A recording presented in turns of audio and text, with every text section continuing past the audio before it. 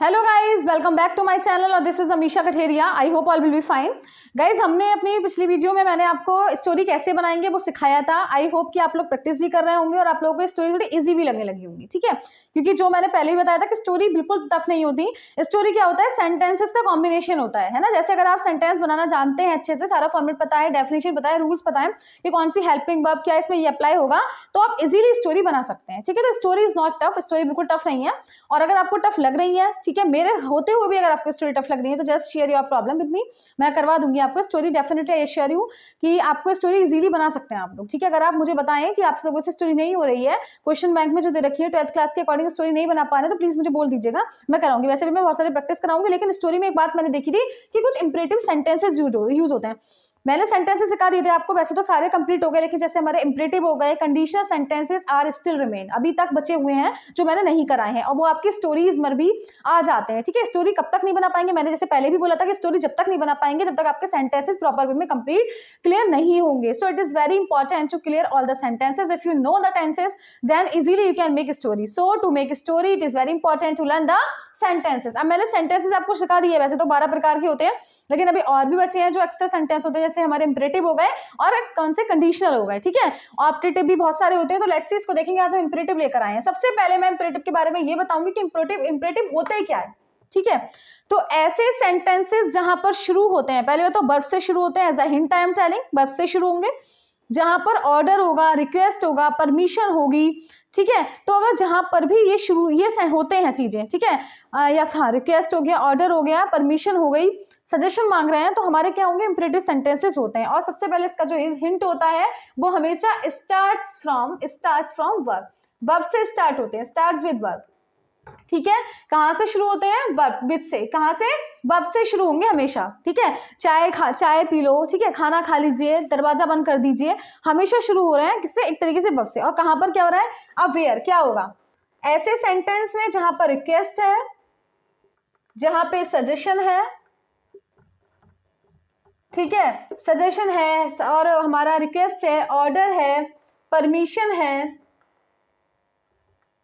ये सारी चीजें जहां पर भी आती हैं, समझ लीजिएगा कि वो टेंसेस कौन से होंगे? Imperative sentences. अब इसको बनाने का तरीका देखते हैं। ठीक है, अब इसका एग्जांपल देख लीजिएगा। दरवाजा बंद कर दीजिए, दरवाजा बंद कर दीजिए, दरवाजा बंद कर दीजिए। तो कैसे होगा भाई? देखिए, बताया था इसके अंदर क्या कर रहे हैं, एक तरीके से ऑर्डर दे रहे हैं। ठीक है, दरवाजा बंद कर दीजिए कमांड भी होता है, जहां पे कमांड होगा, इंस्ट्रक्ट कर रहे हैं, तो दरवाजा बंद कर दीजिए, या फिर एक और ऑर्डर दे रहे हैं, या फिर हम कह सकते हैं कि कमांड कर रहे हैं, इंस्ट्रक्शन दे रहे हैं। ठीक है, तो हमारे इस तरीके से जो सेंटेंसेस होंगे वो कौन से होंगे? इंपरेटिव सेंटेंसेस होंगे। अब इसका बनाने का तरीका क्या होता है? ये हमेशा बनते हैं वर्ब से। कहां से बनेंगे? वर्ब से बनेंगे। ठीक है, अगर आपको प्लीज लगाना है तो बहुत ही अच्छी बात है, क्योंकि हम नेचुरली जब बोलेंगे किसी को भी तो हम क्या बोलेंगे? अल्टीमेटली हम बोलेंगे प्लीज लगाएंगे। ठीक है, तो इट इज बेटर। ठीक है, बेस्ट आइडिया है कि हम प्लीज तो लगाएंगे, तो प्लीज लगा सकते हैं। आफ्टर देन, अगर आप प्लीज नहीं लगा रहे तब भी कोई बात है, वैसे प्लीज लगाएंगे तो बहुत अच्छी बात है, प्लीज। उसके बाद क्या हो जाएगा? दरवाजा बंद कर दीजिए। उसके बाद हम स्टार्ट करेंगे first form of verb, close the door. Please close the door. समझ में आया? आई होप समझ में आए होंगे। प्लीज लगा देंगे तो ठीक है, और अगर हम इस तरीके से बनाएंगे क्लोज द डोर तो भी ठीक है, क्योंकि कृपया नहीं लगा हुआ है, क्लोज द डोर। इस तरीके से तो हमेशा कहां से शुरू हुए? ऐसे सेंटेंसेस, इंपरेटिव सेंटेंस वो सेंटेंसेस होंगे जो शुरू होंगे वर्ब से, स्टार्ट्स विद वर्ब, वर्ब से शुरू होंगे, that's called imperative sentences. Understood? और इंपरेटिव सेंटेंस में क्या होगा? जहां पे रिक्वेस्ट होगी, सजेशन होंगे, ऑर्डर होंगे, परमिशन होगी या कमांड होगी। ठीक है, तो that's called imperative sentences in English. While we are making it, while we are translating into English, then we have to always use इस बात। ठीक है, सबसे पहले वर्ब यूज करना पड़ेगा, देन हम उसके बाद ऑब्जेक्ट यूज करेंगे। और भी इसके एग्जांपल लेते हैं, चलिए शुरू कर दें इसके साथ। ठीक है, समझ में आ गया भाई? स्क्रीनशॉट ले लिया होगा। ठीक है, और उसको ठीक से भाई पढ़िए। मैंने पहले बोला मैं इंग्लिश में कुछ भी ऐसा नहीं छोड़ूंगी जो नहीं आता है। ठीक है, देखिए सबसे पहला क्या है? खाना परोस दीजिए, खाना परोस दीजिए।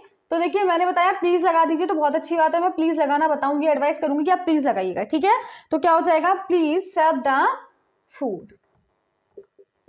और ऐसे भी बना सकते हैं कि प्लीज नहीं भी लगाएंगे तब भी कोई बात नहीं, ओनली सर्व द फूड भी कर सकते हैं।